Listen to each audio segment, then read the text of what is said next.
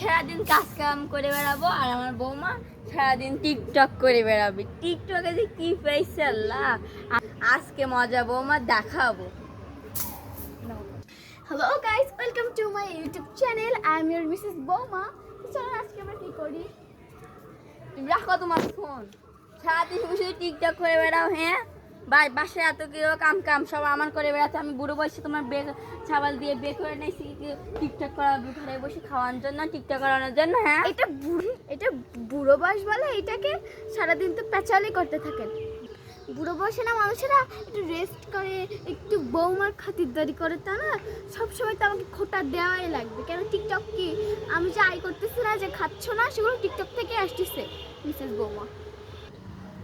তাই কি তোমার সারাদিন কি তোমার কি টিকটক নিয়ে পড়ে থাকতে হবে? হ্যাঁ, এই বাসার কতগুলো কাজ কাম পড়ে আসছে, তখন তুমি একটা কোনো হাত দিতে পারো না আমার। তুমি দেখতে বলে আমি শুয়ে থাকি। অত কিছু শুনতে ভালো লাগছে না, আমার লাইফ চলতেছিল কি সুন্দর।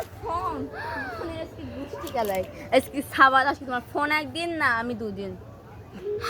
আমার ফোন আর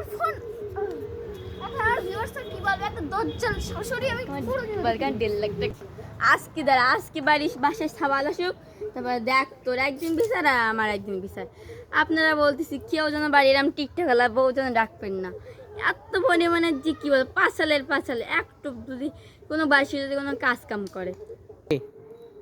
আলে মেরে বাচ্চু মা কাল লাডলা, সবসময় কি তোমার কথা শুনবে নাকি গো মা? আমার কথাও শুনবে আমার বেবি।